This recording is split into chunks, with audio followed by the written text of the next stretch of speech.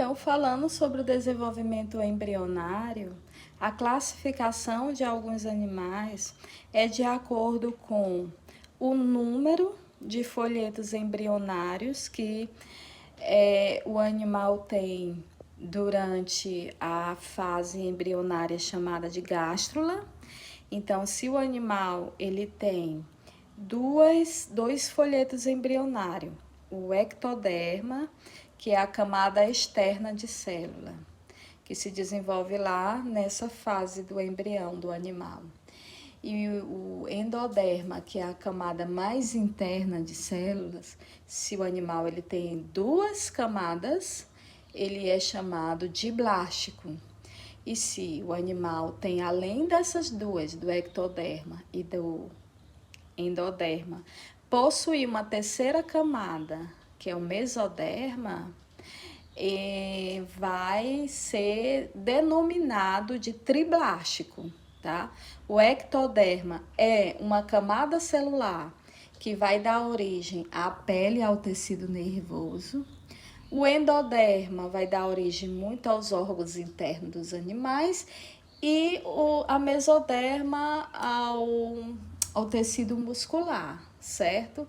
Então, esse mesoderma, ele vai estar envolvendo celoma. O que é o celoma? O celoma é essa cavidade aqui. O animal, ele é classificado como celomado quando ele possui o celoma.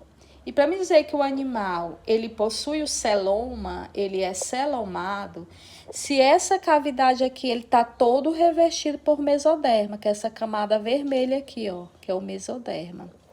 Se o celoma, ele tiver só parcialmente revestido pelo mesoderma, eu vou dizer que este animal é pseudocelomado, tá? É como se ele tivesse um falso celoma. E se esse animal tem essa cavidade envolvida por outra camada, ou seja, o endoderme, a endoderme e não o mesoderma, esse animal é classificado como acelomado. Mas, professor, o que é que vem ser esse celoma? Gente, celoma é uma cavidade que tem função, né, de alojar órgãos dos animais e influenciar na movimentação do animal. A gente sabe que o animal, ele possui locomoção e sustentação corpórea. Essa locomoção é mais para a busca ativa da sua alimentação.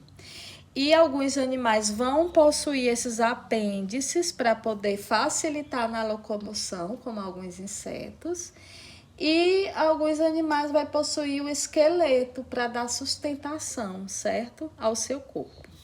Falando um pouco da reprodução dos animais e do desenvolvimento, a grande maioria dos animais possuem reprodução do tipo sexuada, né? Mas existe também a reprodução do tipo assexuada. A reprodução do tipo assexuada é que não envolve a participação dos gametas. Tenho como exemplo aqui uma hidra que está dando origem a um indivíduo, a um broto, que vai se desprender do indivíduo adulto. Então, isso é uma reprodução assexuada. Esse broto, né, vai se desenvolver um indivíduo jovem e se desprender do indivíduo adulto. Agora, a reprodução sexuada envolve a participação dos gametas. Então, nesse processo vai haver a fecundação.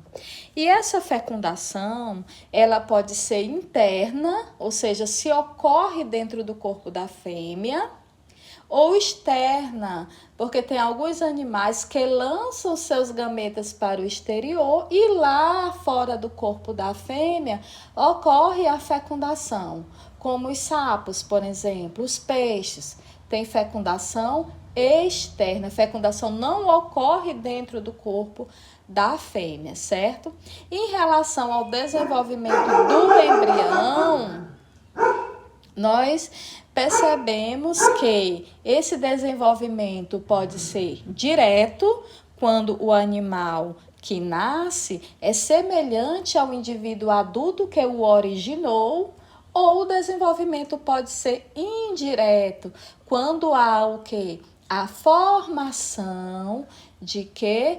De fases, né? Vai haver a transformação, a metamorfose. Então, vai passar por um estágio larval e depois é que esse animal vai se transformar em semelhante ao adulto que o originou. Deu para entender?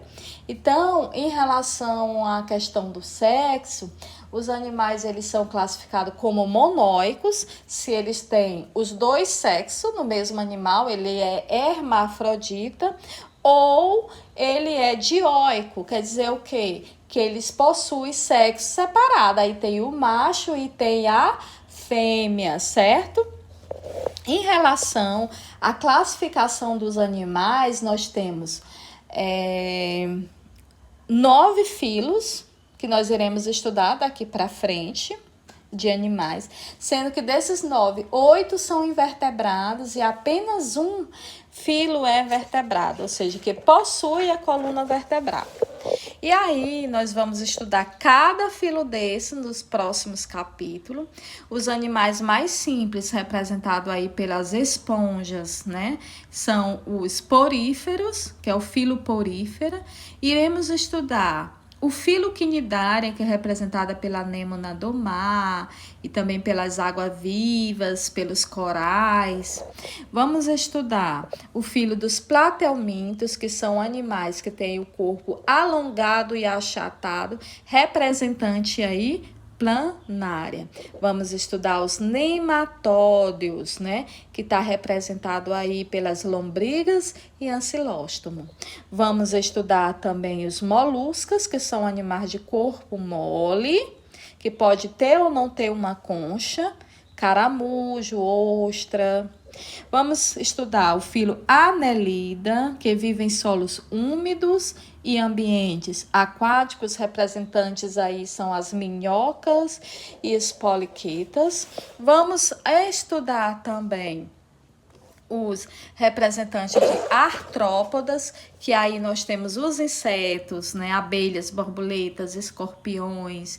Vamos estudar o filo Equinodermata, que é um filo exclusivamente marinho, que a gente vai encontrar aí no fundo dos oceanos, estrela do mar, ouriço do mar.